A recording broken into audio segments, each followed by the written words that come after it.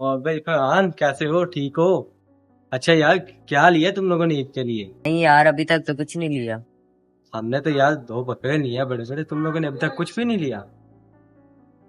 मोहल्ले में सबने बकरा ले लिया, सबको बकरे आ गए हैं। अभी तक आपने मुझे नहीं बकरा लेके दिया।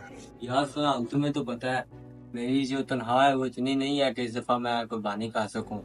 तो सुबह मुझे तनख्वाह मिलनी है, 2 दफा मंडी में गया हूँ, एक दफा फिर तुम्हारे लिए चला जाता हूँ। अगर कोई मिल गया तो ले आऊंगा। आज तो बहुत ही कमाल का बकरा मिल गया।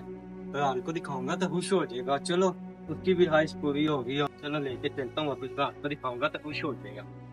यार आपने मुझे इतना छोटा बकरा ला दिया, सबने गली में मेरा मजाक उड़ाना है। देखो फरहान यार, बकरा छोटा बड़ा नहीं होता, ये बात याद रखो। और देखो, बकरा चाहे छोटा हो चाहे बड़ा हो, ठीक है, अल्लाह पाक सिर्फ नियत देखता है। आंदा में ये बात तुम याद रखना।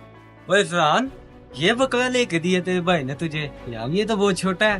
नहीं नहीं, मुझे ये बकरा बहुत सुंदर, वैसे मुझे मेरे भाई ने बोला था बकरा छोटा हो या बड़ा, बस ये तो चाहिए।